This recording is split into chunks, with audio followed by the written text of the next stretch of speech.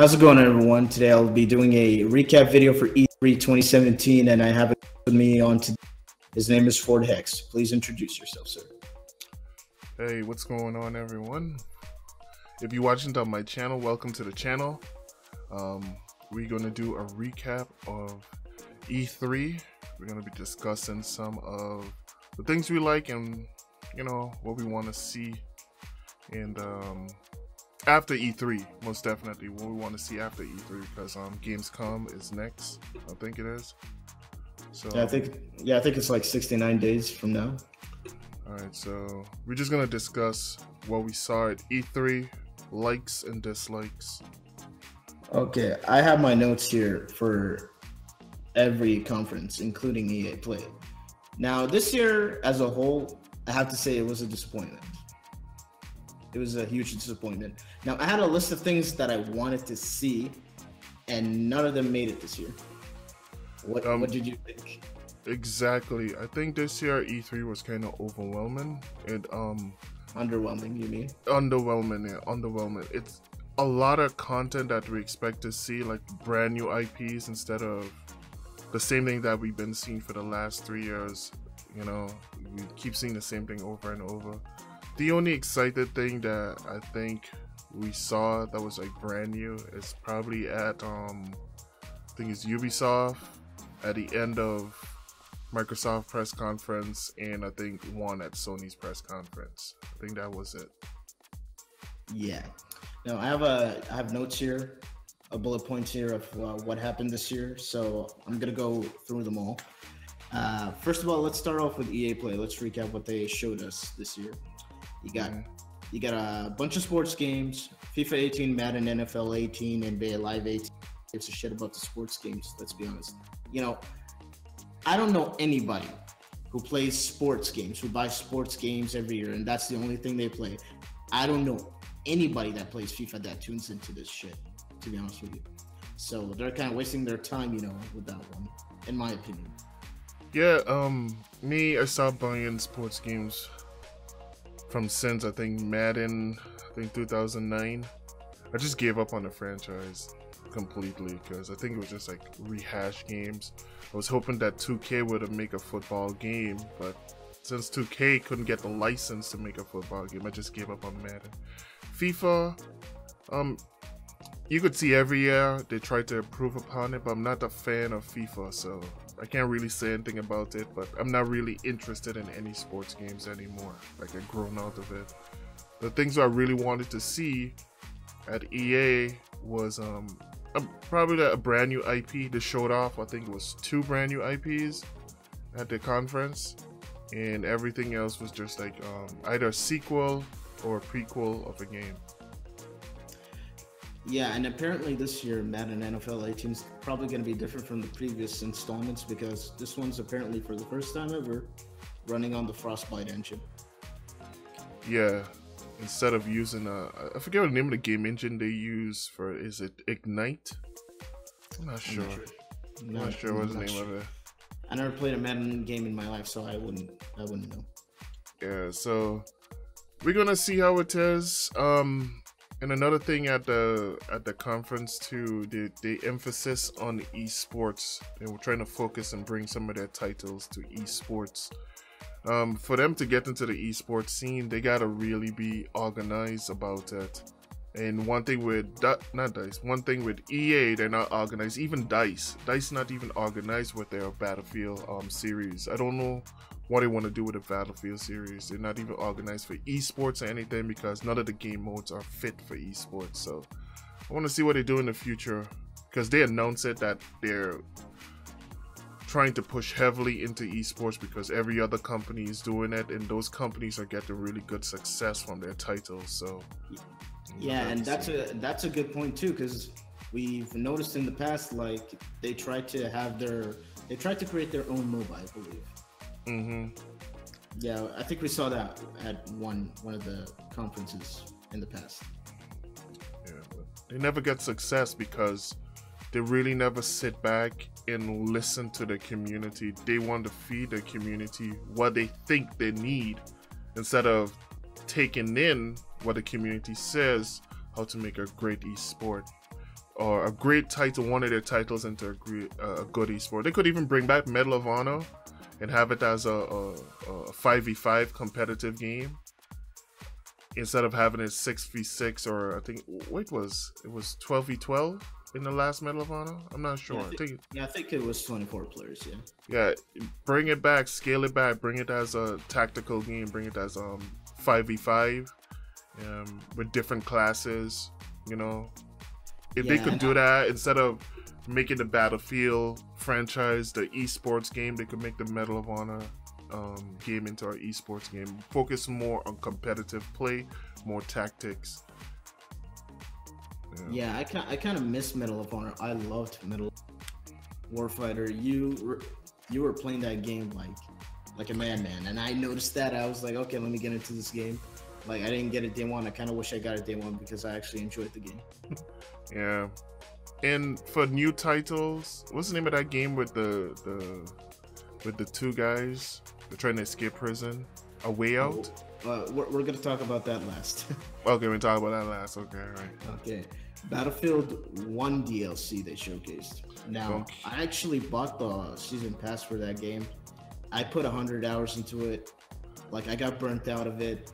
The community is kind of ruining the game for me. Like, I'm just not feeling the game right now. I kind of wish I just bought the deluxe edition and called it a day.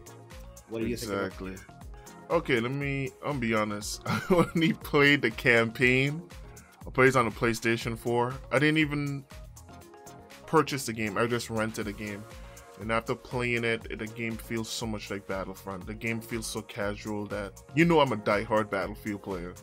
And if a Battlefield game feels too casual, you know I'm not playing it, you know something is wrong.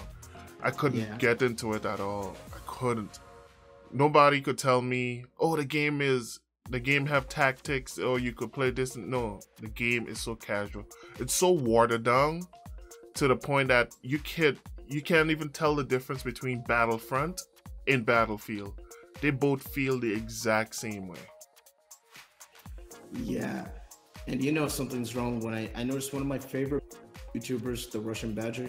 You know something's wrong when one of my favorite Battlefield YouTubers is not even making Battlefield videos. He's just making Rainbow Six Siege videos.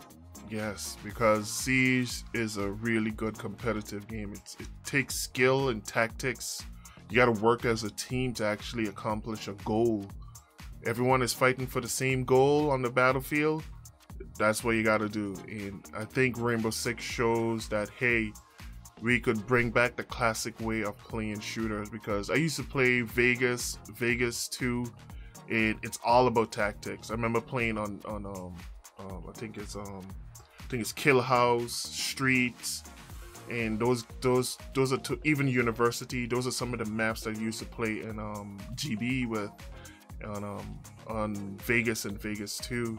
And I think Ubisoft did a really good job with Siege, and I think if they keep building upon it and also fixing some bugs, because I think the game engine have some bugs in it, they keep building upon it. I think they're gonna have a great franchise again. I think they're gonna take over the shooter franchise once it come into like esports. Besides, not knocking Overwatch or any of those games, because those are really good games, like Overwatch and that game from Valve, name again, CSGO. Those are really good competitive shooters. Rainbow Six is up there in the top 3 once it comes into competitive shooters. But like Battlefield and some of these other games like Call of Duty, they really need to work on their team skills, because the problem is those games don't have no really team structure. It meant to be played as a team game, but it's not. If you go back to like Battlefield 3, where you had like team-based modes like Squad Rush, Squad Deathmatch, and you had like the smaller conquests where you work as a team, it was more competitive playing in those games compared to Battlefield 4 and Battlefield 1. So they really need to work on that. Yeah, once this DLC drops, I may or may not go back to Battlefield. Really depends. But right now I have like 100 hours on record, so I feel like I got my money's worth out of that game. But I might actually go back and try some of the DLC. But As it stands right now, it's not looking good, in my opinion. In my opinion, it doesn't really look good. But anyways, moving on, unless you want to add anything else to this. Yeah, let's move on to the next game. All right, next game, Need for Speed Payback. What are your thoughts on that game? It looks really impressive. I think they're moving in the right direction with the series this time around. And from what I've seen, I'm really interested in it. I'm not sure if I'm going to pick it up day one, but I'm interested in the game. It looks really, really good. Kind of give me that Fast and the Furious vibe to it. Yeah, me too. You know? So that's what kind of intriguing me into it, and look like it's gonna probably have a good story this time around instead of the last game, the Need for Speed game.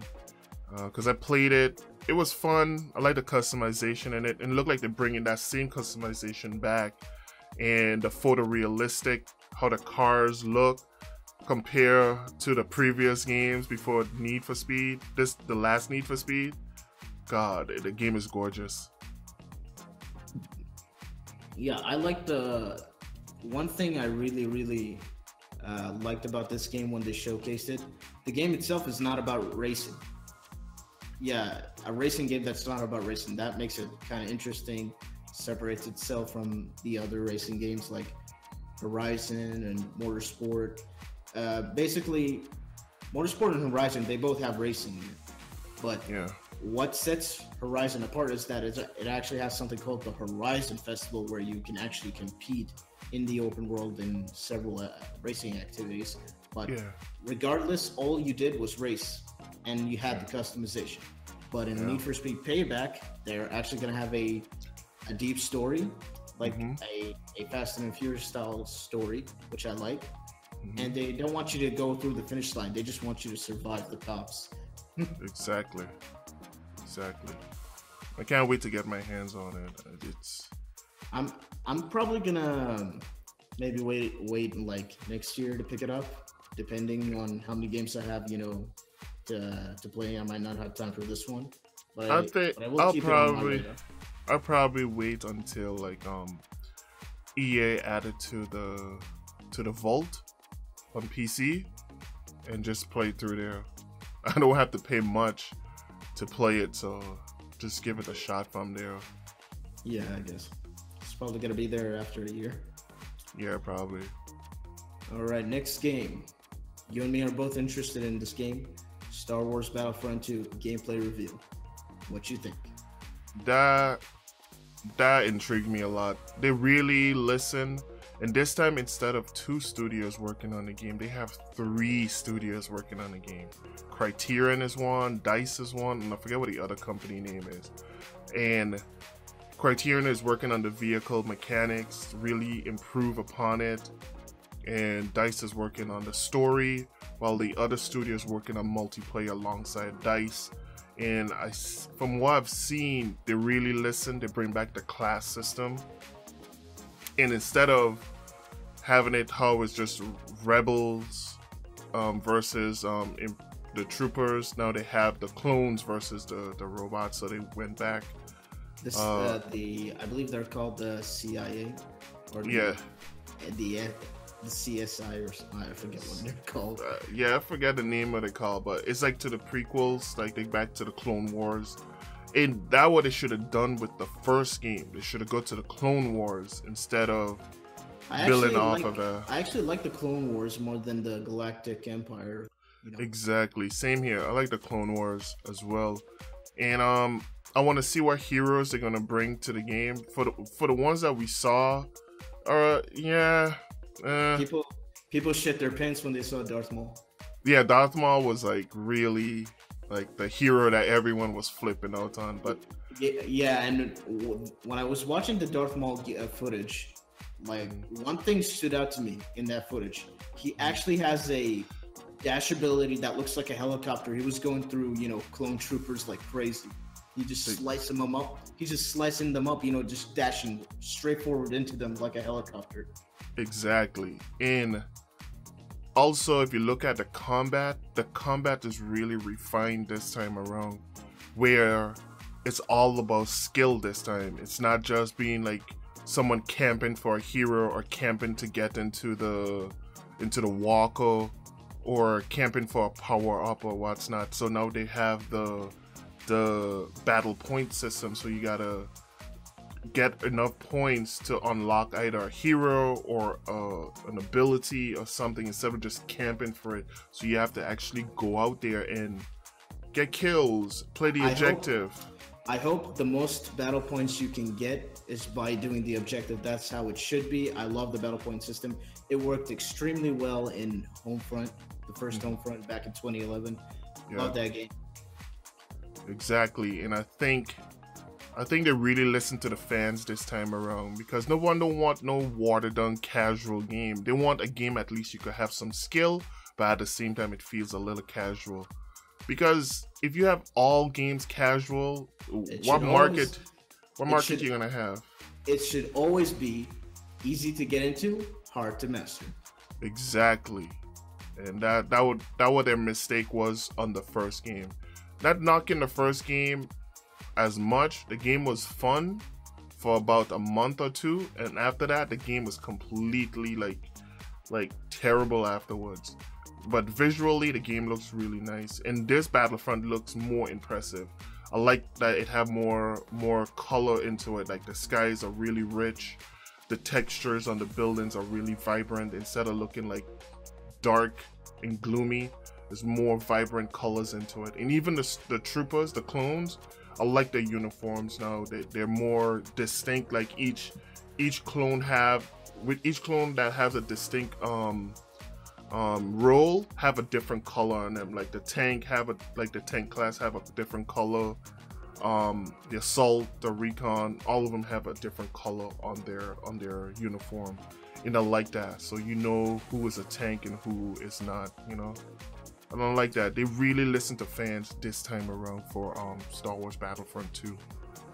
One thing I will say about Battlefront 2015, it was a good game. It was a good game. I liked the game. I love the game. But the main problem I had to it is that it had no depth to it. It was lacking. It was lacking in content. Everything was behind a paywall. But I'm glad they brought in a battle point class system. Mm-hmm. It really does look like they balanced the game really well. They listened to the community. I'm glad they at least listened. I can give them credit for that at least. They made the Battlefront game that we wanted to play. And hopefully I'm not wrong when I say it's the Battlefront game, that we all want to play. Hopefully it ends up being a good game. And one thing that surprised me when they showed off the gameplay and the developer was talking, he said all content will be free. All maps going to be free. But it's gonna have microtransactions. Yes, I believe that they're gonna have points, like probably the currency to buy battle points. Yeah, I want to see how it is first. Once the beta comes out, because you know they're gonna do a beta for it, and you could cast your judgment from there on. So I'm gonna wait until the beta, see how it is. I want to live stream some on the channel and see if people like it or not. I don't even like to judge the game off the beta though. Yeah, I would judge it from the beta, because if they do listen to feedback from the beta, they could make changes from it. You know, because what we've seen is what people get to play. They get to play like an alpha build. And once you get your hand on the beta, that's the final game. That's the final code that you got. And then you give them some feedback because normally EA and some of these companies, they only do these betas for stability. It's for server stability, and you could also give them some feedback to make some slight changes once the game comes out, and you have to download a huge patch day one. But there where you could cast your judgment, because if they do listen, they could make some hot fixes during the beta, and once the full game comes out, we could see how it is. Okay, so enough about Battlefront 2. I'm getting it day one. I don't know which platform you're getting it on, but I'll probably get it on the same platform you have. All right, man. Next game, we saw a teaser trailer for BioWare's Anthem. Now, we will not talk about this right now. We'll talk about it when we get to the Microsoft conference. All right, man. So the last game we'll talk about from EA Play's conference is A Way Out. I'm gonna take the lead on this one and give my thoughts. Now, Brothers: A Tale of Two Sons. That game is a masterpiece. If you have not played that game, strongly suggest that you go play it right now. It's probably cheap right now. I actually bought it for $3, and I was like, okay, let me try this game out. People have been praising it to the high heavens, and for good reason. That game, had a really deep story. I loved it so much. It told a very well done story. It touched me emotionally, and A Way Out, like, I'm excited for it because this guy actually did a really good job on Brothers. Like, that reason alone for me to get excited about this game. The concept of it looks very interesting. Split screen co-op. To get the full experience, you have to play it split screen, whether it's with a friend or your sibling or anyone else. But you can't play it online, if I'm not mistaken. And I wonder if you could get the full experience by beating the game twice as the different characters. Now, from what I can tell, the story can be dynamic, very dynamic, to the point where one player can be in a cutscene and the other can be exploring the level, which is kind of interesting, if you ask me. Go ahead, Junie. Give me your thoughts on this game. Yeah, the game seems interesting to me. Kind of gives me that Kane and Lynch vibe, but at the same time, it gives me like a more refined take on that style of gameplay where you play as two criminals. But I want to see where the story takes me. I'll probably wait a little bit longer when I get more information about it, to see what direction they're taking the story, because you only get so much from the trailer and a little bit of gameplay that they showed off. But it really, really intrigued me. I want to see how they're going to do the online co-op. Is it going to be like a split screen style? Because if they do it like a split screen style, that will be something different. So you could see both players at the same time, or it's just going to be like regular online co-op where you just see the full screen of your character and you won't see the other character until you meet them. But also adding split screen couch co-op is always welcome, because you never know who you're going to game with. You could play with your girlfriend, your wife, your boyfriend, or your husband, your kid, your son or daughter. Sit down and have a good time playing it. It's always couch co-op, always welcome. All right. Are you and me gonna be playing it day one? I want to see if I get on PC though. That game most definitely get on PC. Oh, okay. So yeah, Way Out. I wish they gave a specific release date, but they said it's coming out 2018 or something. Yeah, I wonder what the price is gonna be. If it's gonna be full price, $60 or $39.99. Yeah. Okay, I guess that's it for the EA Play.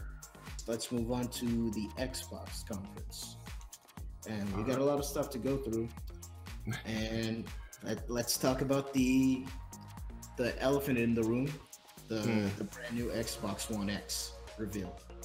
Microsoft's new console. They announced that it will be $500 US, which is like 19 or 2,000 Arab Emirates dirhams in my country. It comes out November 7th. It has a November 7th release, which is pretty much the same release date as Crackdown, if I'm not mistaken. It's considered to be the smallest Xbox One ever, with liquid cooling inside of it, which is impressive. When they said it has liquid cooling, that's when you immediately knew it was going to be at a premium price, because that is a very expensive component to have, especially for a console. Yeah. So, your thoughts on the console? I think it's cool and everything, but I think Microsoft kind of probably went a little bit too overboard on it. I think they should have go a little bit safe. I know they're selling the console at a loss because of all the hardware that's in it, so they're not making a profit from it. So I think where they're going to be probably making a profit from is some software. But to me, I think they should have just go the same way that Sony did. Go with the 8 gigs or even 10 gigs of GDDR5 and go with the higher clock speed on the CPU so you could get the optimal performance. Because this time around, the consoles are the console CPU clock speed is much more weaker than the previous consoles.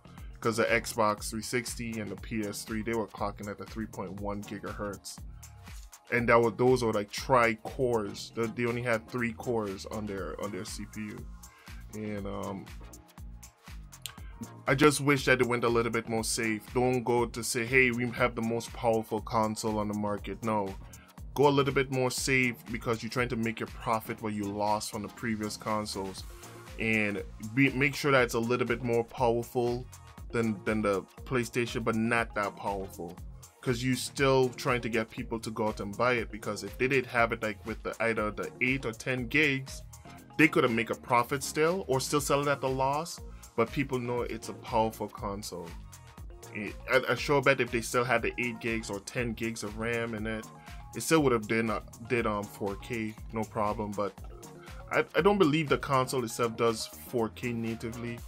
I think it probably does like checkerboarding as well, because most of Ubisoft games use checkerboard rendering. Even on PC games, their games does it on PC.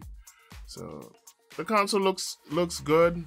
I have nothing to say about it. Would I get it? Nah.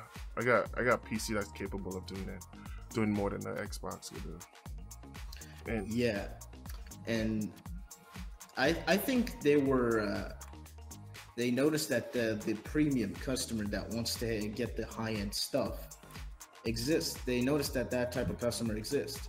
When they made the Elite controller, they were not expecting it to sell at all, because it was, a premium product. It was for a specific type of person that wants to get a high-end piece of accessory. And once they released it, they couldn't keep up with the demand for it.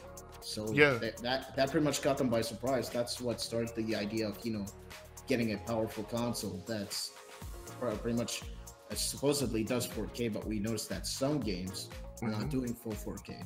I think Assassin's Creed and Anthem. I think they should sell the Pro controller with that Xbox One, because majority of the people who got the Pro controller is mainly to play Call of Duty and shooters. They're not getting it for fighting games. They're not getting it for everyday game use. They're getting it specifically for shooters like Destiny, Call of Duty Battlefield, maybe Overwatch. They should sell that controller with the console. If they sell like the regular controller with it, I just think it's going to be a ripoff. They should sell the Pro controller with that console, because it's a premium console, should have a premium controller with it. I don't think they'll do that because they're already selling at a loss. But one thing I will say is that I would have actually bought this console if they showed me like first party games, first party high-end, big budget games, low budget games. It doesn't matter. If they showed me a respectable lineup of first party games. They did not show me a lot of first party games this conference. All they did was recap everything they showed last year and everything they already have, which is Sea of Thieves, Crackdown, State of Decay 2. And I know all those games are coming to PC. I am well aware of that. I have a more than capable enough PC to do that.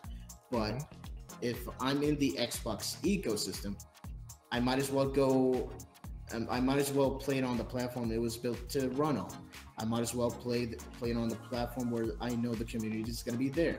Because if you try playing Gears of War 4 on the PC with PC-only players, that game is dead. Basically, you got nobody to play with. Which is why I'm glad, Horde mode, that's cross-play. Like, I wish most Xbox games are cross-play. The communities would be stronger. But we all know the reason why you can't do that. But honestly, I'm very disappointed. I'm very disappointed in Xbox conference because I want them to come out the gate swinging, like they disappointed us before in the past. but now I think it's now time that they give us, first party, respectable first party lineup. They better have, in-house studios. They better build studios from the ground up. They better have bought studios. They better have, deals with other studios to make first party games for them. Because this is unacceptable in my opinion. Probably gotta wait till GDC and see what they show. You got Gamescom.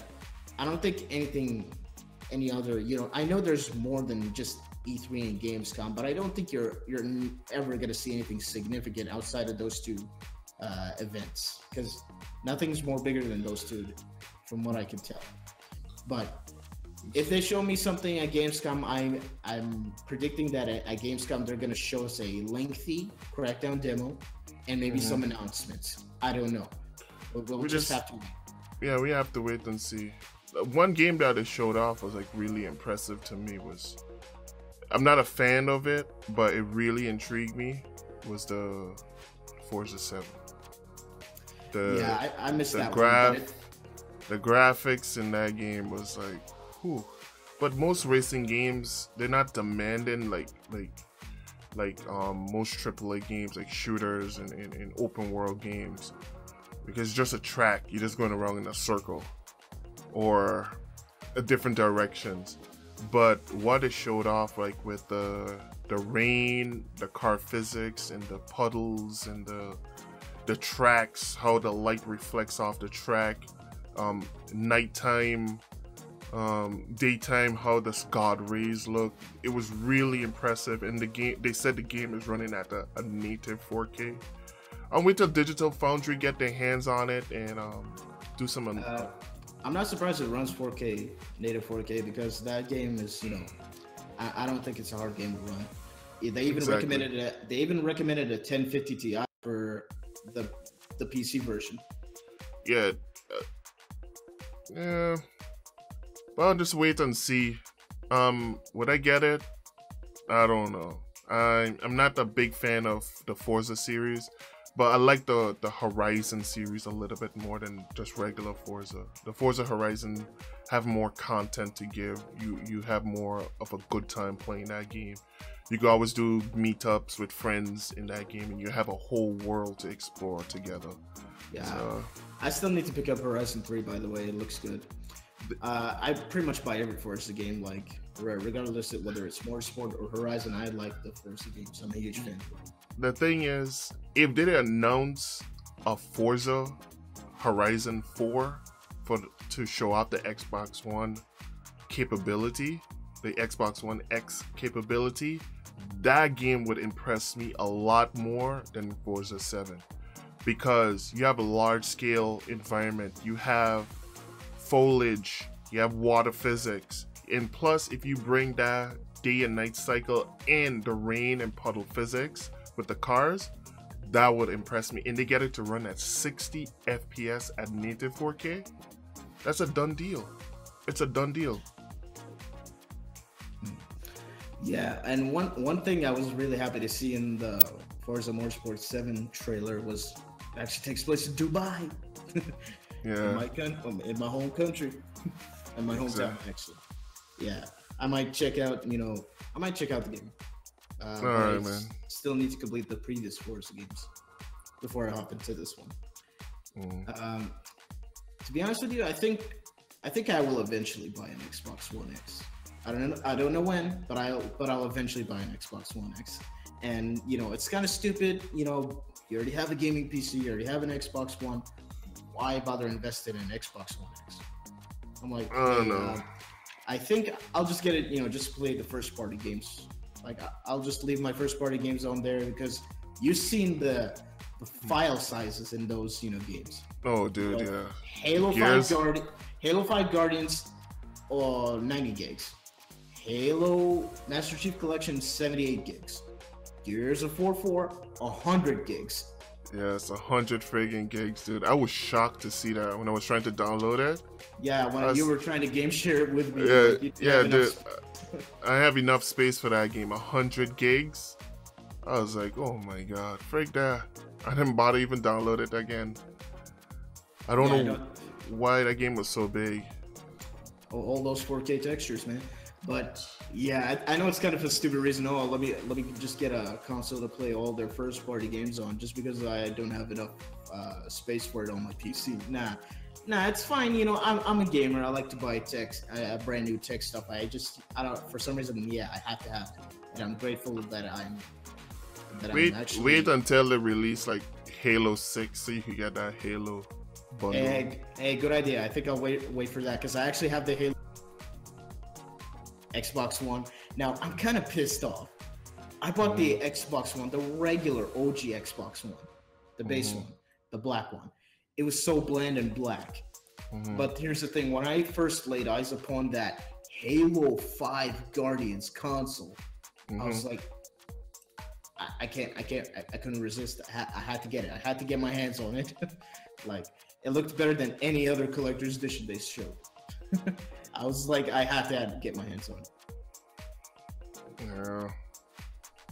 I'm not sure if my missus say that, because she's been hassling me to get a Xbox One, and I'm the one who keep telling her no, I don't want one. You showed her the price. What was her reaction? Yeah, she was like, that could sit right there. That could sit right there on the shelf. But I'll just wait and see. I don't know, because I want to get a PlayStation 4 Pro. And once I get that, I'm not sure if I'm going to get an Xbox One X. Because if their exclusive is going to come to PC, I'm just better off just getting a PC. Just buy another SSD to put those games on. And how the prices of SSD is starting to drop. Yeah. I want to see if I get terabyte. If you pick up a 1 terabyte SSD and you're downloading for Xbox One, Xbox first party games, yeah, that thing is gonna fill up in like 5 minutes. Yeah, man. I know. If each and every one of them is like a crap, that thing, you're gonna have like what, 10 games on there? Probably 10 games, because my god, the size of the games are really huge. I think Halo Wars 2, that was like 30 or 40 gigs, I think it was. Actually, I think I can check. Actually, no, let me not do that. I don't mess with the record. Okay. So moving on, Phil Spencer comes on stage and announces like partnership deals with a few Japanese games like Code Vein from Namco Bandai, and Dragon Ball Fighter Z by the Guilty Gear developers. Yeah, what you think about those games? They look really good. That Dragon Ball game looks really impressive. I hope it comes to PC. I'll get it on PC. I believe it is a multiplayer, if I'm not mistaken. That one I most definitely will get. And I hope, if Microsoft is smart, make it cross-platform play between the Xbox One and Windows 10 store.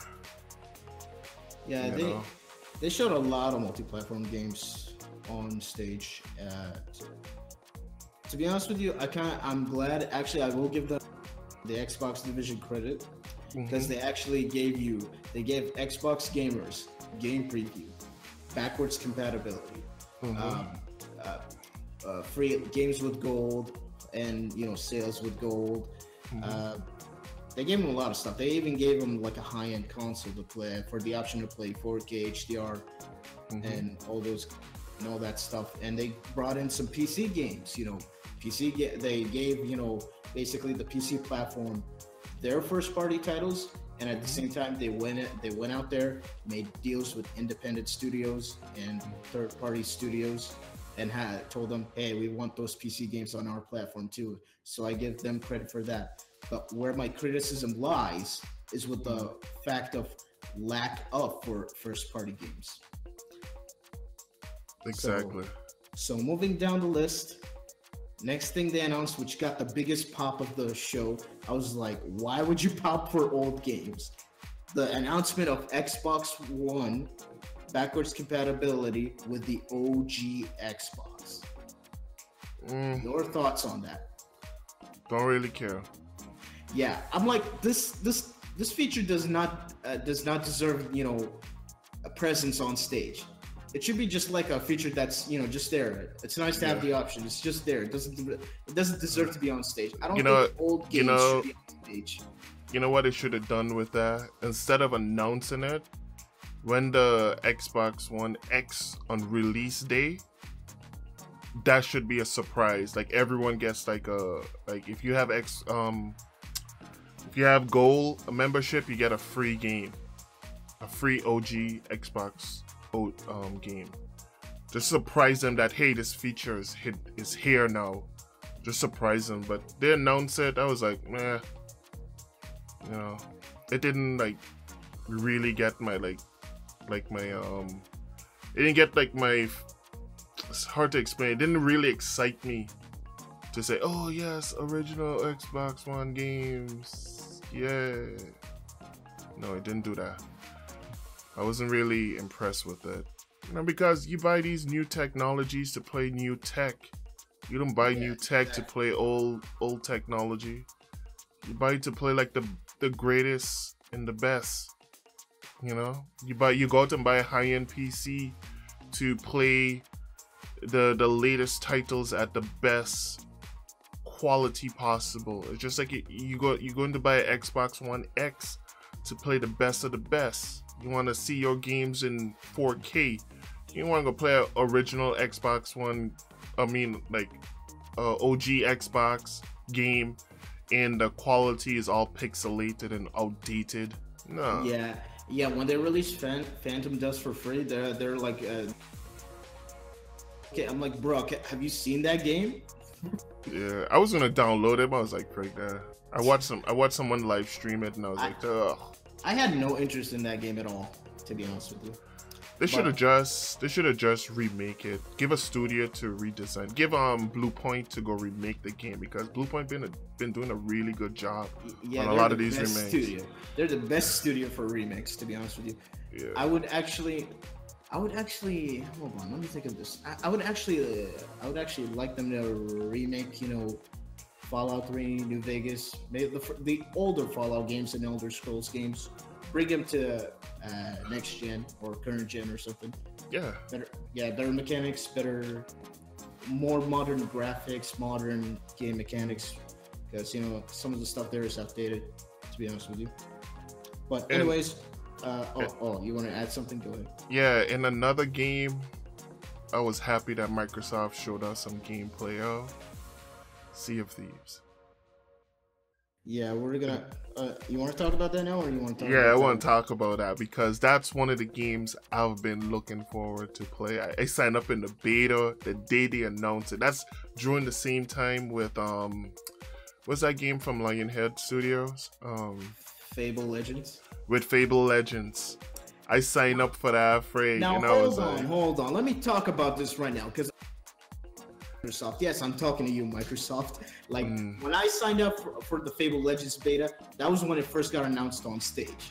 When I signed up for it, I didn't get a beta invite. I didn't get a beta invite until, you know, at the very end of its cycle, and that's when they canceled the game. So you invite me to the beta. I download the beta. I can't play the beta because it's only on for a certain amount of time. Yeah. And then I find out the next day that you canceled the game. Are you serious? Like, seriously, that is a dick move, Microsoft. I'm sorry. I just had to get that off my chest. But go ahead. Yeah, because, my God, that game looks so good. And after seeing how they improve upon it, because the first time I saw Sea of Thieves, the sea water was like kind of cartoony looking. And if you look at the water now, it's so realistic. And to me, Sea of Thieves, they better make it cross-platform play with the Xbox One and PC gamers. The way the game is designed, it's designed to be a social game. It's meant to play co-op. It's meant to go on a journey with friends, and that's the kind of game I'm looking for. And I think that's the best game they showed off at their press conference, because once you look at it, you're hooked. Even though it have a kind of cartoony graphics, you're hooked because it's an adventure. Every adventure is different. It's not the same for everyone. And that's what I'm looking for in gaming today. Yeah, I want to talk about Sea of Thieves, you know, briefly a little bit. Now, honestly, I really like the game. The game looks great. But one thing that's really bothering me, I think it's because of my OCD, is that the lack of having a heads-up display. Now, I'm not gonna know what I'm doing if I don't have a heads-up display. Now, I hope I can actually find people to play the game with. I don't know if if I know anybody outside, you know, the circle that I'm in that's getting this game. I don't know if you're getting this game. I'm getting it most definitely. This is something I've been looking forward for since they announced it, since Rare. They said Rare is releasing a game and they showed that game at the previous E3. And I'm like, look, Rare is a studio. Once these guys start to make something, it's going to be a masterpiece. And Microsoft had these guys sitting down making avatars on the Xbox 360. That's what these guys was doing. These the guys who was making the avatars for the Xbox 360 instead of making true games. And this is the first game in a long time these guys gonna be making, and I'm gonna get it. If I have to buy it, I'm gonna buy it, but just to show my support for Rare, because they deserve every support. Show Microsoft these guys need to be making more games. Yeah, and the main thing that really attracts me from this game is because it's a pirate game. You don't see a lot of pirate games nowadays. True. Loved Assassin's Creed 4 Black Flag. Now, I always wanted to be a pirate, so I really want to play this game. I really wanted to play this game because, you know, it's something fresh, new, different. You don't see a lot of games using the pirate setting. And I hope to find a community there that I can play with. It looks a lot of fun. Hopefully it's like, some people say, oh, it's like Pirate Destiny or something like that. I hope it's actually, you know, a fun game with, you know, objectives. Hopefully it has some RPG mechanics, because I love RPGs. Yeah, I believe it's going to have some RPG elements, because you need to get treasure. You need to help your team out. You have to probably upgrade your ship. You know, I believe they're going to have the game going to have a lot of depth to it. You know, it's not going to just be, oh, I'm just looking for treasure and that's it. And I believe we're going to have some naval battles in it as well. So I'm looking forward to it. It's one of my most anticipated games for this year. So I'm really excited to see some gameplay at E3 this year. And I want to see more gameplay. And I hope they send out some open beta codes pretty soon, because I want to play it. Yeah, I want to try it out myself as well. It had a pretty lengthy demo. I think it was almost like 10 minutes long, which is cool. I kind of wish Crackdown had that lengthy time, but I think they'll have a lengthy demo at Gamescom, if you ask me. Yeah. And let me talk about this game, because I actually played the first one and I enjoyed it a lot. Life is Strange Before the Storm. Now, this game is made by Deck 13, not the same developers of the original. This one's only going to be 3 episodes long, and it's a prequel, actually. What you think? I never played the first game. It's free now for PlayStation Plus members. I haven't even downloaded it as yet, so I might download it and give the first game a try. Yeah, you should. It actually has a good story to it. Yeah, so I'll give it a shot. If I like it, I'll see if I get the second one. But I'm gonna see if my daughter likes it. If she likes it, then I might have to get the second one. Yeah, I absolutely love the first one. It had a good story. I love the art style. It was very interesting to me. So I'm probably gonna pick this up day one on my PC. I'll check it out. All right. Next game. Now this game, I almost, you know, shit my pants when I first saw it. Like when they showed the beginning of that trailer, I was like, okay, snow. And then when they transitioned into gameplay, my eyes got so big. Oh my god! Is it? No way! It can't be. Metro. It's Metro. Metro's finally here. Metro Last Light is one of my favorite PC games of all time. I played that game on PC. The single player was amazing. I bought all the DLC. I love that game. What was your reaction to Metro Exodus? All right, when I saw the trailer, right, you tell me to shut up. You told me to shut up. And I was like, wait a second, this looks familiar. Then after you went, I was like, I know what game this is. Because that art style look, they really improve upon that game so much. That don't even look like a Metro game. it don't even look like a Metro game. It looked like some post-apocalyptic game, like something brand new. Like then after Stalker. yeah, and when you saw that friggin' giant gopher, I think it's a giant gopher it was, and I was like, that's it. But it's exclusive to the Xbox One, so I don't think it is. It is. Yeah, it's exclusive. When the thing showed, it was exclusive to Xbox One and Windows 10 store. I was like, shoot, it's the son of a gun, Microsoft. But hey, it's a good exclusive. Microsoft gave those guys a foot into the door with the first game. Then after they came to PC afterwards, then they make the second game for all platforms. And I do give credit to Microsoft for helping this studio out telling this story. And if they're going to make another deal like that to bring it to their platform first, I don't have a problem with it. But leave it be like a time exclusive for like probably 6 months to a year. Make sure it can come to every other platform afterwards, because people want to play this game. They just don't want to go out and buy an Xbox just to play it. But leave Microsoft make their money back then after release it on other platforms, because this game is going to be a game everyone should be playing. Because I have the first one and the second one on the PlayStation 4, and I could tell you it's a great story. It's yeah, it's one of those stories that once at first you might not get into it, but the more you play it, you get more into the story, and you want to learn more, you want to explore more. And I like games like that. You don't understand it at the beginning, but if you keep playing it, you're gonna learn a little bit, you're gonna grasp a little bit more, then you could digest everything. Like, oh, and I don't want to say nothing about the ending, but the game is just something you most definitely have to play. You know, once this one comes out, everyone gonna probably want to run out and get it. So I highly recommend playing the Metro series. Get the Metro Redux. Now, for me, I love single player games. I love atmospheric games. My love for the post-apocalyptic genre is no secret, since I love Fallout. And this one is going to be right up my alley when it first comes out. I cannot wait for Metro Exodus. And I'm glad the author of the books, is actually involved in the development of the game, excuse me.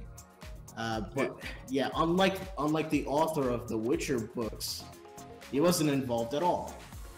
But I have to give credit where credit is due with the author of the Metro books. Thank you for being involved, and thank you for allowing us to experience this beautiful game. Yep. And any final thoughts on that game, Junior? No, man, I just can't wait to see. I may watch someone live stream it. You'll sit back and watch them, because I'm not sure if I'm gonna purchase it day one, because you know how things is.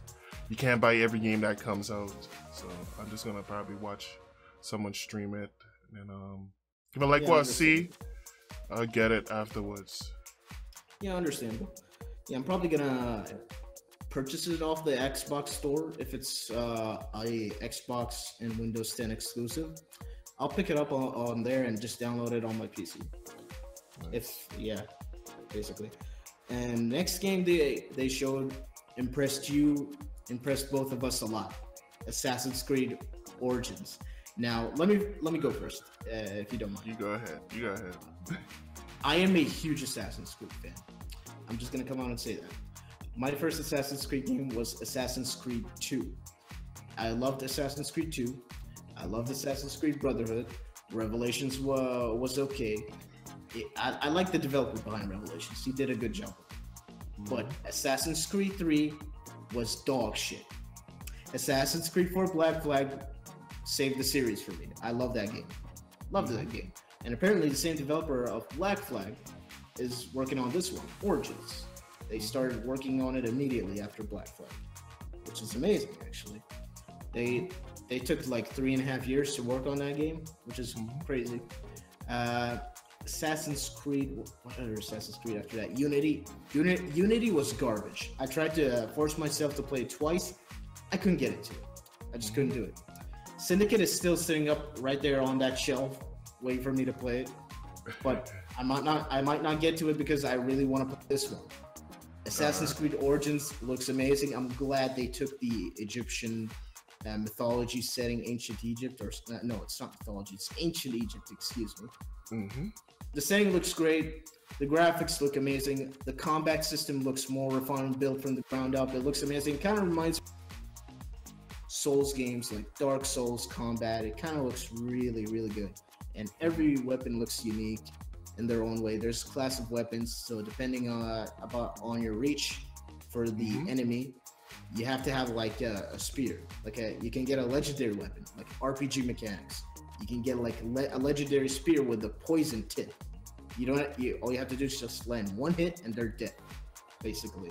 And every enemy, including the bosses, they're gonna have boss battles in this game. I believe they had those in Syndicate, but they're gonna have boss battles. So if you hit an enemy, you're not gonna be able to do any damage to him.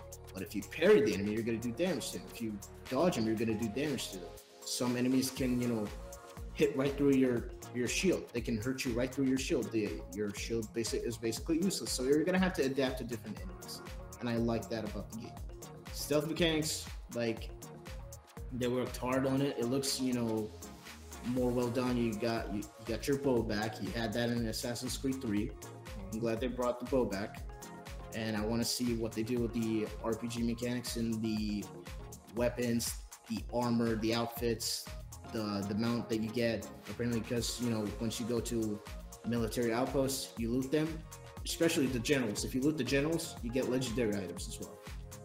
And they have a skill tree system, which I never seen in an Assassin's Creed game up until now. Maybe it was in previous ones, but I can't remember off the top of my head. But I'm glad they're bringing. You can basically be a warrior, or someone who manipulates his enemies, or someone who can do stealth kills very efficiently. And I like that about the game. Now, that's all I have to say about it for now. I'm just gonna hand it over to you, June. What do you think? Yeah, well, like you said, they actually refined the game. The game looks much better. And after seeing that it was actually playing on the Xbox One X, the game looks fantastic. It's gorgeous. The combat is something that I was worried about, and it looked like they actually refined the combat, make it more stealthy, like more like a Splinter Cell style. And I like that. In the skill tree, talking about that is something I was shocked to see. It's something that I never seen before in Assassin's Creed. And I played the original Assassin's Creed with Altair.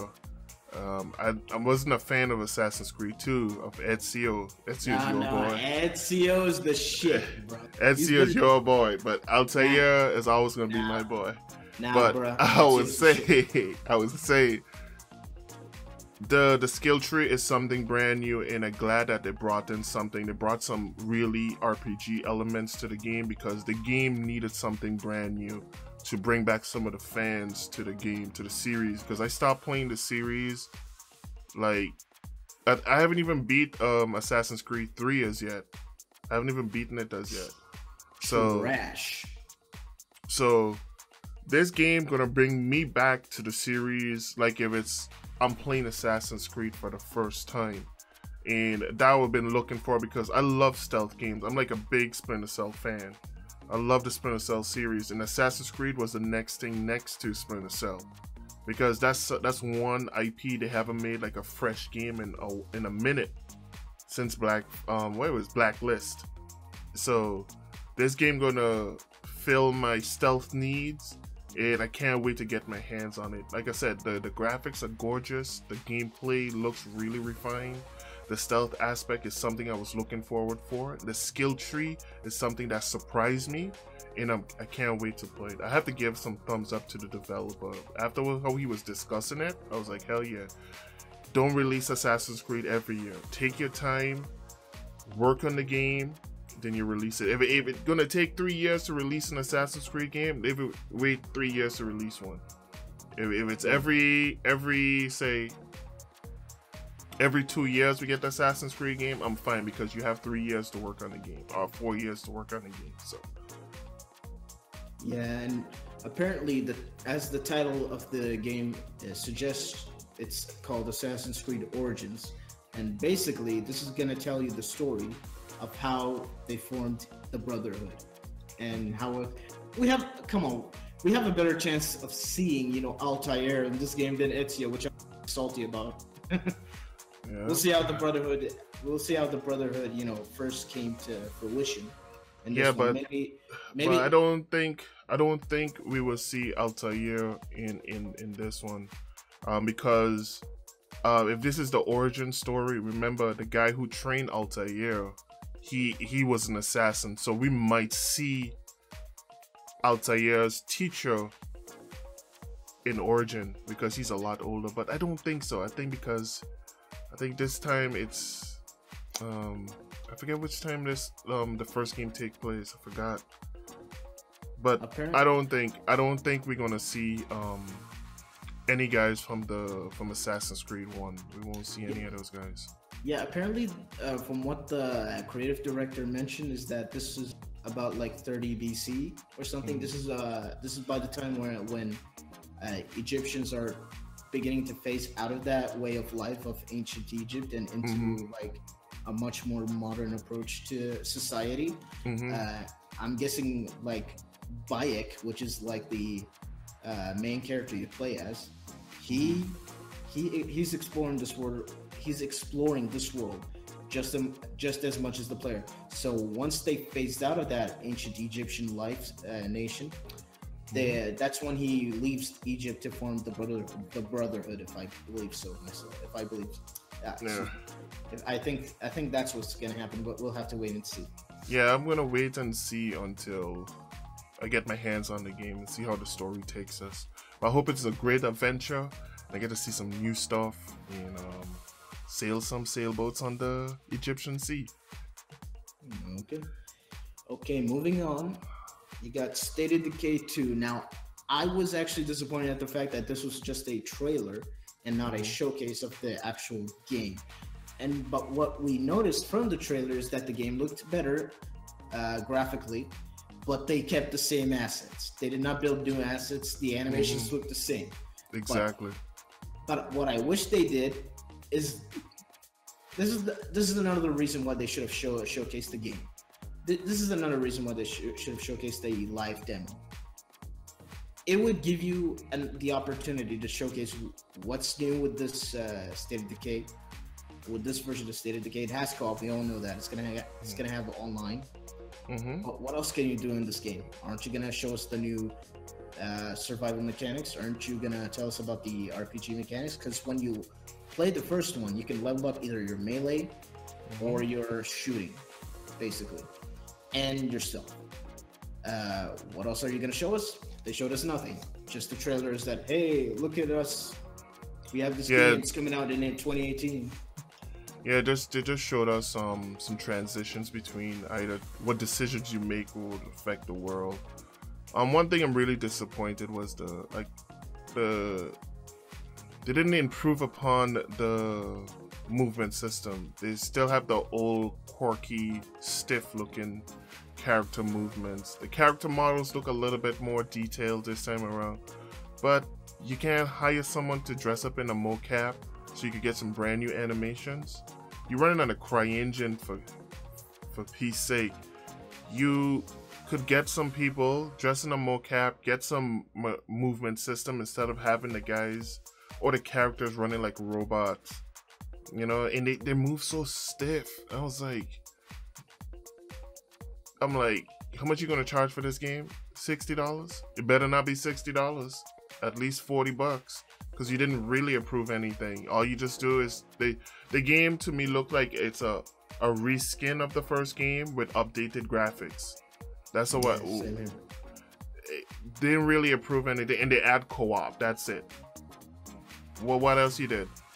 Every other game that showed off at Microsoft press conference, you could see some improvements. Either improvement in animations, improvements with physics, improvements of this and that. But this game, State of Decay, don't get me wrong. It's probably going to be a great game, but invest your time in some animations, because there's a time now that gamers want perfection.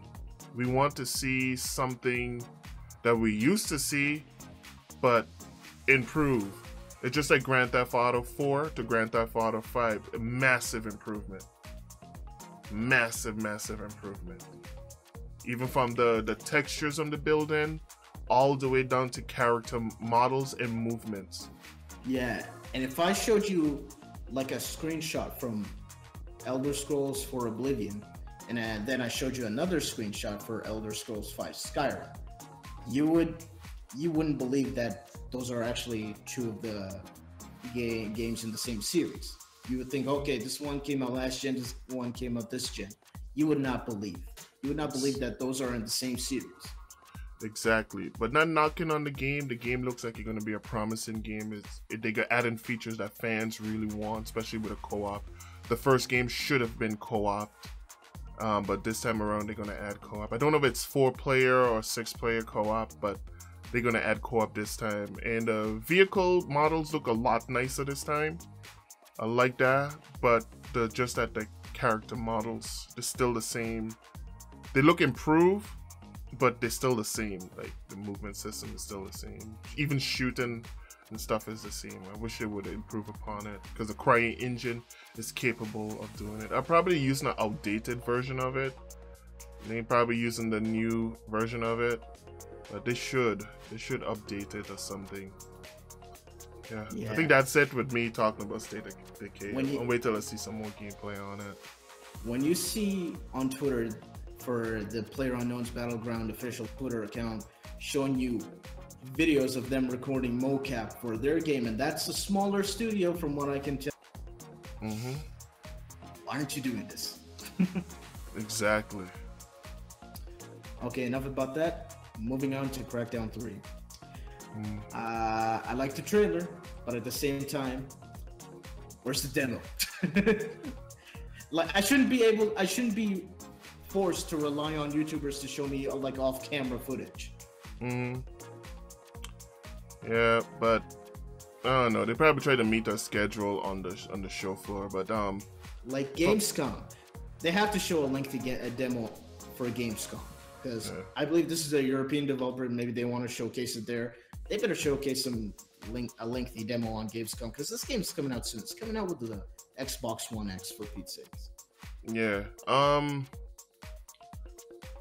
hope it's promising. From what I've seen from YouTubers, because I went and looked up some gameplay, the game looks like a Crackdown game. They're gonna have a skill tree in it. Didn't have any destruction for sure. Didn't have any destruction, but the head of the studio or community manager swear that the game will have full destruction once the retail version is released to everyone, so you're gonna have full destruction. But I can't wait. I'm not knocking the game. I like the Crackdown series. I started on Crackdown 2. I didn't play the first one, but I started on Crackdown 2.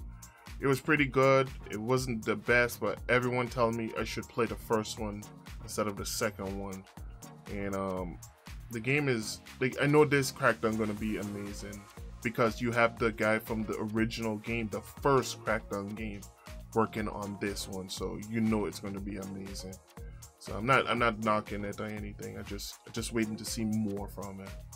Yeah, I'm probably gonna pick up this game day one. I love Crackdown. I played the first Crackdown game, and it's hard to believe that game is 10 years old.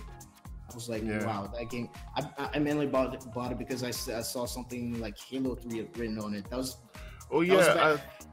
was back then when I didn't even know what a beta was. So I basically bought it for the Halo 3 beta. Yeah, with the first Crackdown, you get the Halo 3 access to the Halo 3 beta. Yeah, I remember that. But that time I didn't even have my Xbox 360 yet. I didn't get my Xbox 360 until Gears of War 2 because one of the things I love about the Crackdown series, like I only played the first one. I didn't play the second one, by the way, but I heard the second one. I heard the second one was basically a copy and paste of the first one with zombies, I believe so. But here's the thing. The first one, I love the fact that when you start off, you look like a skinny, just bones and skin, basically. But then once you level up your melee, your strength, your agility, your drive, your shooting. Like your character evolves over time and looks like a roided up freak that can jump on top of high-rise skyscrapers, which is crazy, and do vehicle flips with your vehicles. And what I can't remember if that, yeah, basically add more health to your vehicles. I believe there's like 3 different vehicles, like a truck, an SUV, a supercar. I love that fact about the game. That was one of the first open world games that made me feel like I was in a playground, not a sandbox or an open world. They had me feel like I was in a playground, trying to retake regions from opposing gangs or something like that. Yeah. But can't wait to see more from it. I'll probably have to wait till GDC to see some more gameplay. And probably we might get to see the destruction, like the full destruction at that conference, because we didn't get to see much. We didn't get to see anyone destroy a skyscraper or anything. So probably gotta wait then on another build, because what they're playing is probably an alpha build. It's not the final version of the game, so we probably gotta wait till then. But I saw some co-op though. There's some co-op with the game at E3 on the show floor. So yeah, we're just gonna wait until they show more. I'm not knocking it or anything, but we just gotta wait a little bit, and I hope that it comes to PC as well, because I don't mind getting down PC. It's gonna be a Play Anywhere title, don't worry. All right. Oh yeah. And some more irrelevant stuff on the conference, irrelevant to me at least.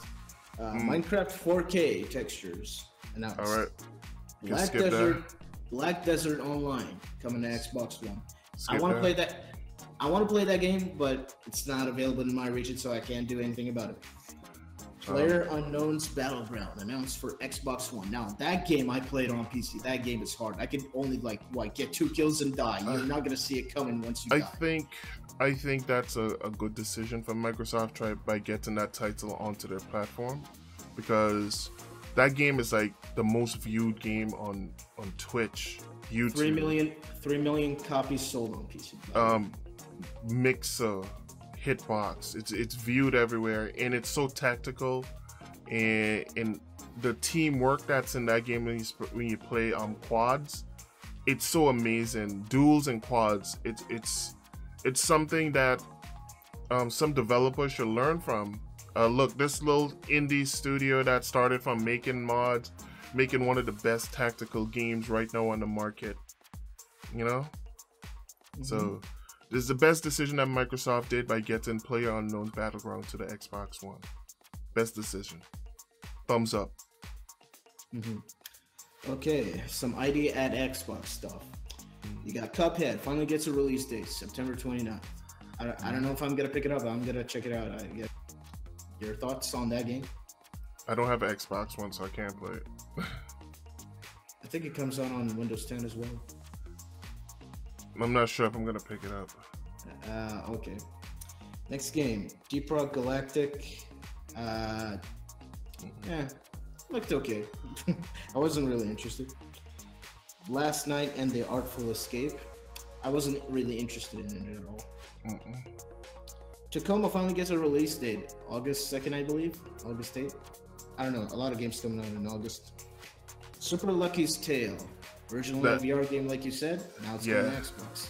That game looks really neat. I like it. I just like it because of the little fox. The little fox in it. And probably the best announcement, Ori and the Will of the Wisps. I haven't played the first game as yet either, so... Yeah, I own the first game on my PC. I still have not downloaded it yet. I need before this one comes out. I like the art style. That's all me too. I like the art style too. If Microsoft's smart, because they own a television division as well, they could turn that into a little mini series, a little 15-minute mini series telling the story within that world, because I think that world is really unique.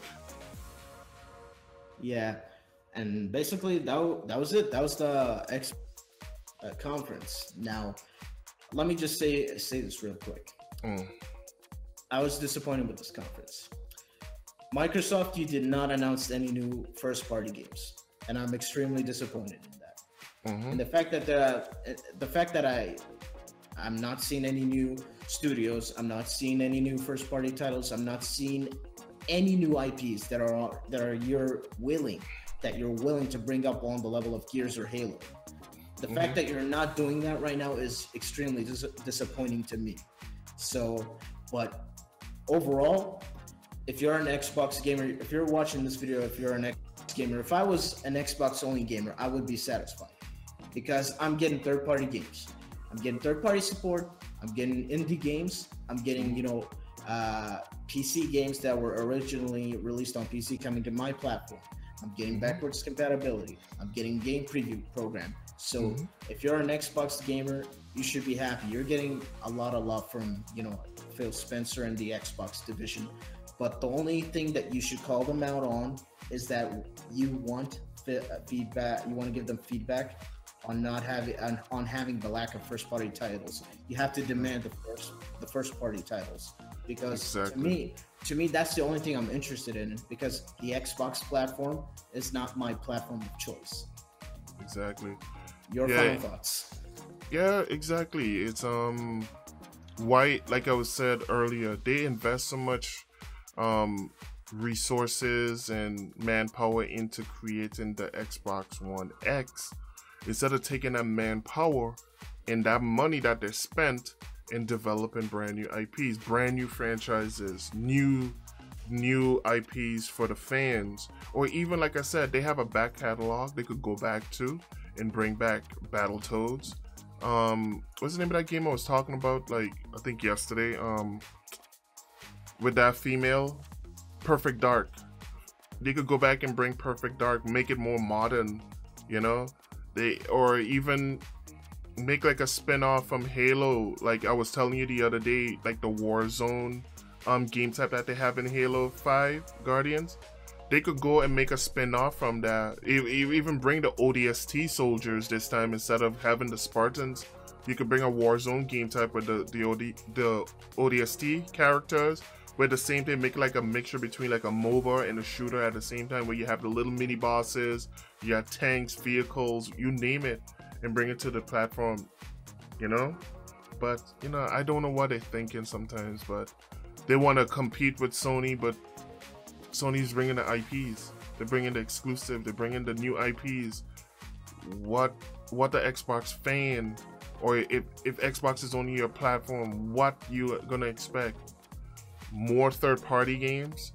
More indie games? How about some more exclusives? Brand new exclusives. Something that you could brag about and say, hey, do you got this? Exactly.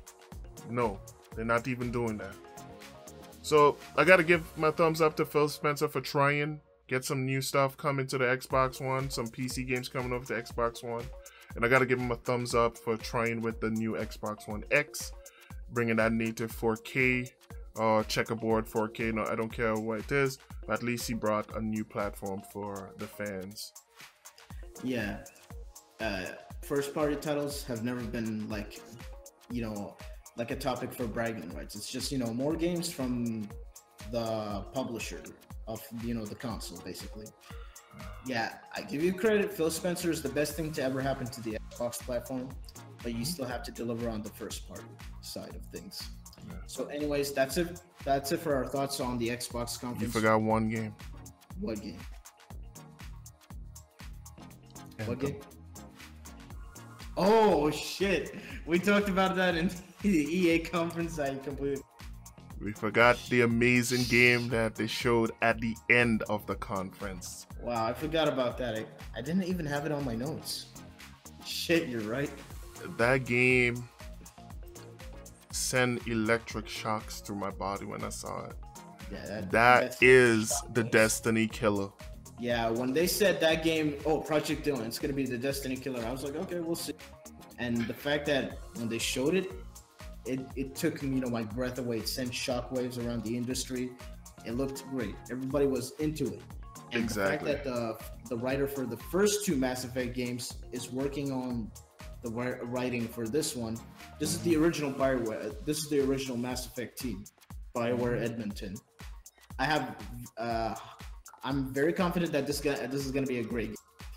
This is the Mass Effect game that we've been waiting, and hopefully it's gonna have a deep, complex RPG system with RPG mechanics, and hopefully it's more than 4 players. I want to play 12-man raids maybe. Okay, and that's kind of asking too much. I think they was talking to one of the developers from the game, and he said something that they'll think about if they're gonna add more players in the future, probably for raids. If you're gonna do a raid, probably could be like up to 8 players in a raid. So we just have to wait and see once the game comes out, and I'm hoping that they release a beta. Don't make you go out and pre-order it.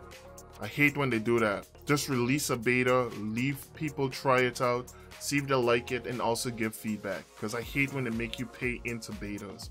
And that's something I like from Cliffy B. Cliffy B said this: you see those betas that you guys are playing? They are not betas. Those are demos. All you're doing is just stress testing the servers. But who release a beta when the game is coming out next week? No one does. You do a beta throughout you do an alpha, you do 2 alphas, then you do a beta, a closed beta, then another closed beta, then an open beta for everyone to test. And you do it so everyone could try it out, because you need as much feedback as possible so you could improve upon the game. No one will release betas when the game is already complete. That's just a demo. And I hope EA say, hey, BioWare, release alpha, a closed alpha, have it under NDA or what's not, so people could try it out and get as much feedback as possible, because I want this game to be great and I want to enjoy it. I wanted to have a deep learning in it. Easy to pick up, but hard to master. That is exactly what I want from this game. And if this is going to be my Destiny killer, I want it to be perfect. Yeah, and another reason why I'm happy that this game got announced, some people are saying, no, Destiny is now irrelevant because of this game. Because of this game right here. Now, I'm happy for the specific reasons that it's going to give Destiny a run for its money. I believe so. And if it's going to give Destiny a competition, we're going to get some really good stuff. We win in the end. They're going to start giving us free DLC. They better start giving us free DLC in Destiny after this game. Exactly. Now, so they say the release date fall 2018, and it's probably the most impressive showing. Like the fact that you can, fly around with your javelin suit, run around like you're some kind of, flying around like you're Iron Man, running around like you're some mech. That's crazy. I want to know what the classes are in this game. So far, we only seen like a Ranger and a Titan or something, or a Heavy, whatever it's called. Okay, so far they showed off the main 2 classes was a tank and a Ranger. Then after we met the characters who were playing, the people who were playing met up with 2 more 2 different type characters. We don't know what they are. Only one of them actually looked different to me. Yeah, I just think the one that was flying though. I think the armor is something that you choose. Yeah, I think you could just upgrade the armor. But if you look at the levels of the characters before they jump into that black hole, they had like multiple different levels. So I think one of those characters probably had on a legendary outfit. Oh, okay. I believe because it was gold. Yeah, and they showed in the demo after that encounter with those enemies. They launched the mortars and the missiles, homing missiles. Yeah. She picked up a legendary item. Yeah. So I think this game gonna have a real good learning curve to it, because I don't want it to be just a loot game like friggin' The Division. Loot. I want it to be where each encounter and each time you play, it's about skill. You learn something new and you acquire something new, where wherever you inquire has a tactic to it. It has a strength and a weakness to it. Yeah, I'm glad you picked up on that, because I forgot. Shit. Yeah, because I'm sorry guys, that was unprofessional. I can't wait to play this game. This is my most anticipated game for 2018. I don't think nothing on 2018 radar. I'm looking forward for. This is a game I must have. Honestly, this was my game of the show. Yeah. Yeah. I think that's it for Microsoft. We're gonna move on to the next press conference. Unless I missed something. I think that's it. For Microsoft. Okay, moving on. Bethesda. This is gonna be short and sweet. Yeah, that's short. Fallout 4 VR. Don't really care. Doom VFR. Don't really care. Don't care. Dishonored 2. I care. Dishonored 2 standalone expansion. Dishonored Death of the Outsider, which is a standalone expansion story DLC. Nice. I can't wait. They're letting us play as the brand new character. She was actually a character that you saw in Dishonored 1. Dishonored 1's DLC had that character. But in Dishonored 2, she played a supporting character, but she had a major role in that game. And for the first time, we're finally going to be playing as her for the first time in the series. Can't wait to see what they do with that. I'm excited. Next game. Okay. Elder Scrolls Legends announces mobile versions for Android and iOS. It was originally released on PC and tablets. And they also announced Heroes of Skyrim DLC, which I believe they actually do have a Dark Brotherhood DLC story DLC, I believe. But now, this time around, they're introducing Heroes of Skyrim expansion, which I believe you can get the cards, and there's probably going to be a story DLC, a story part of it. But I think that's the part of the game that you have to pay for. But the cards itself you can earn, I believe so. So hopefully this does well and gives Hearthstone a run for its money. But there's a lot of collectible card games. I'm playing Gwent right now as we speak. I have it installed on my PC. Hearthstone, I poured a lot of hours and money into it. I really enjoyed that game. And I did not expect to get into this genre. After Yu-Gi-Oh!, I really did not expect to get back into collectible card games. Your thoughts on Elder Scrolls Legends? You know me, right? I'm not really a big fan of Elder Scrolls. Yeah, I understand. It's understandable. It's not for everybody. Yeah, I'm not a really big fan on that. I would give that card game a try. Yeah, it's Let's see if I like it. Because I like Hearthstone. I think it's a lot of fun. I normally play it when I'm on in the private room, and I put a couple minutes into it while I'm handling my business, and then okay. You dropping some gold, or you're using that gold to buy card? No, just drop me some death bombs. Actually, while I was watching the conference stream, they actually gave me 600 gold, which allowed me to buy 6 Elder Scrolls Legends card packs, which is pretty cool. Nice. And after Elder Scrolls Legends, we got Elder Scrolls Online. Past 10 million players plus Morrowind is available now. I think I'll pick up that expansion for Morrowind. The Morrowind expansion for Elder Scrolls Online. I'm trying to get into it, actually. I'm trying to get into Elder Scrolls Online for once. But yeah, so far they showed a lot of Elder Scrolls content, but still no Elder Scrolls 6 in sight, and it didn't show up this year. Unfortunately, that's not in development at all right now.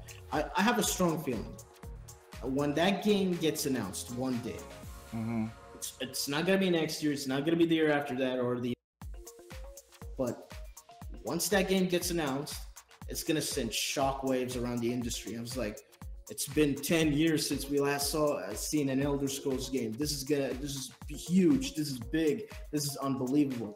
And the fact that Bethesda is taking their time on it, I give them tons of respect for that. Now, if Todd Howard comes out on stage and shows a simplified, casual-friendly RPG system running on the creative engine, I'm gonna pile drive that guy through a glass coffee table. I swear to God, he's going to piss me off with that game. And he can also make me very happy, depending on how he handles it. Because most of the stuff that we see in Skyrim and Fallout 4, the things that people do not like, is all because of the creative decisions.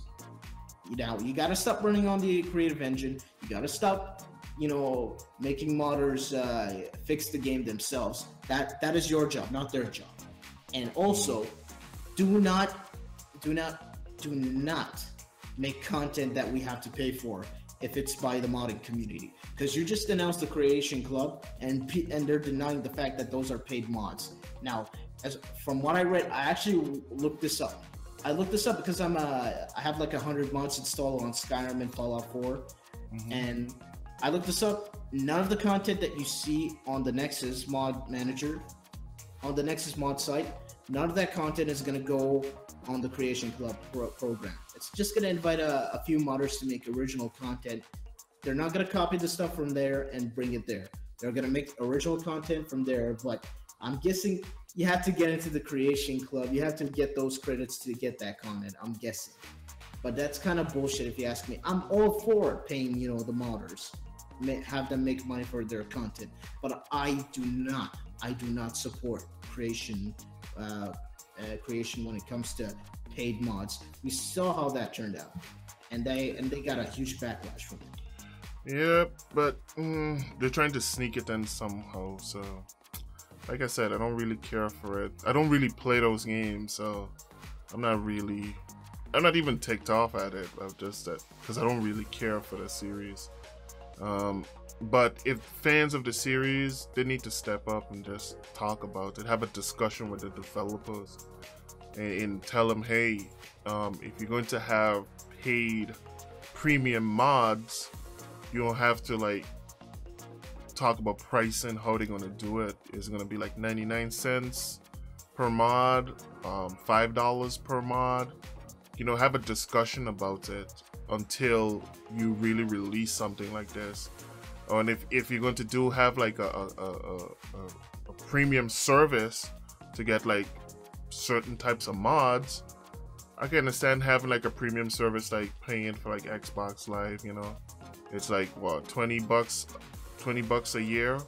You get exclusive types of mods, storytelling mods that add stuff to the game. Yeah, I can understand that. It helps like the modding community stretch their wings a little bit, give those guys a little bit of something so they could step up their game. Later on, you might find out, hey, I purchased this mod, and now this guy who was making mods now have his own developed studio because of you helping him with this program. If you could sit down and explain it to fans and leave them have a more deeper understanding of how you're going to do this program, yeah, you won't get the backlash because you're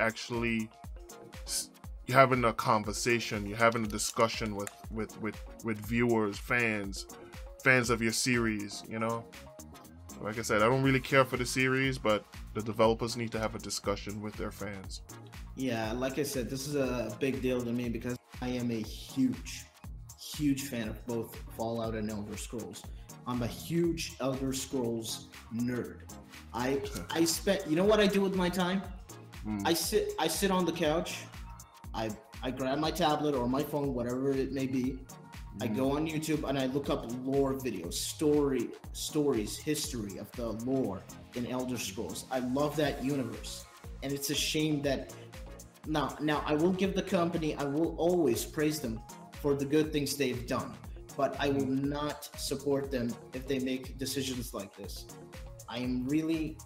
There's things that you love and there's things that you hate. It's like a love and hate relationship with me right now.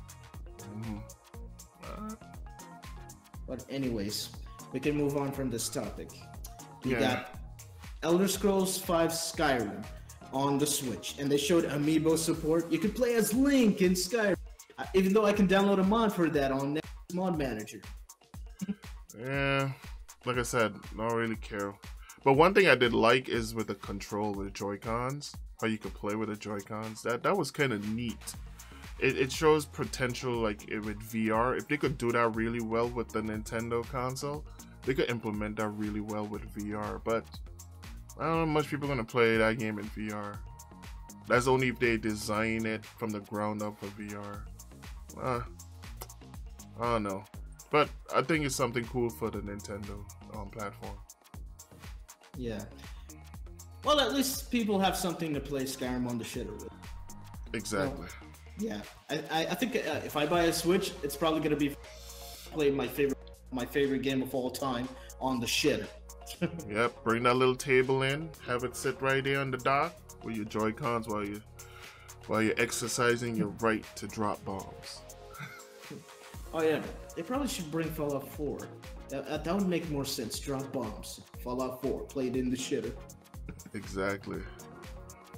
Yeah. What other game they showed off at the conference? They got Quake Champions. Your thoughts on that? Fun game.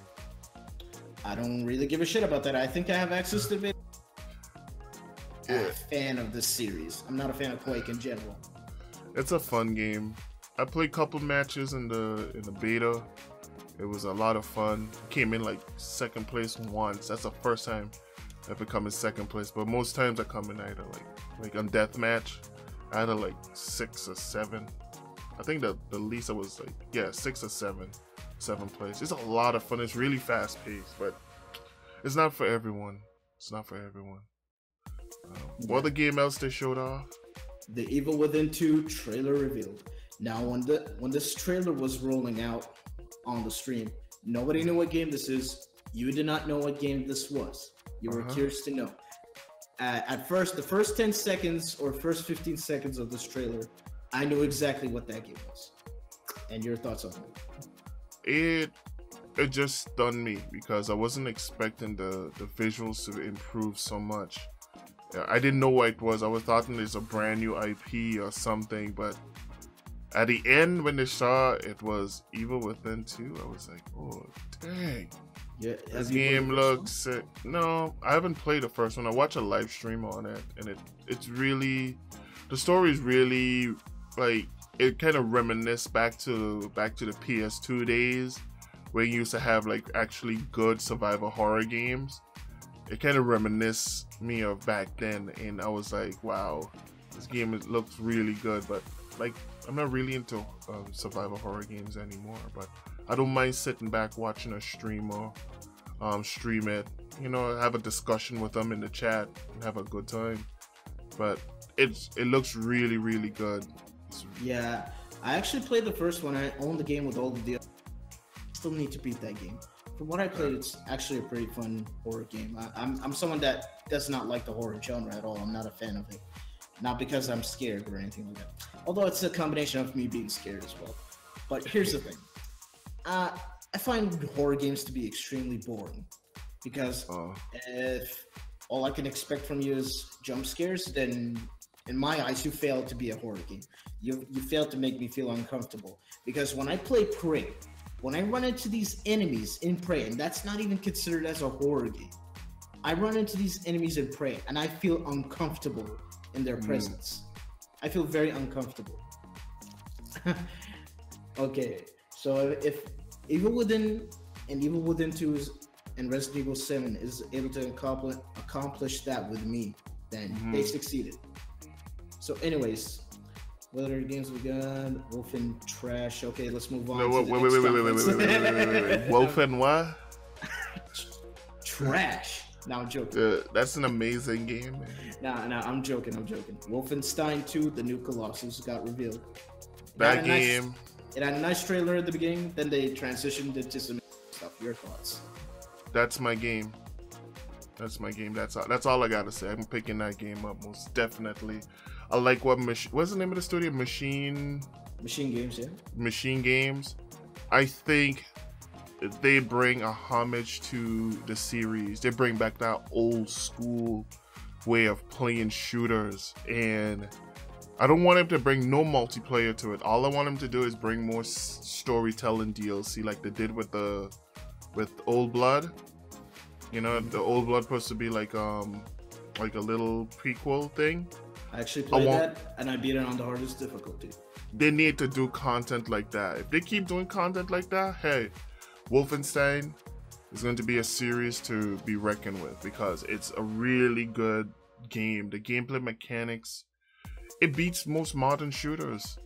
Yeah.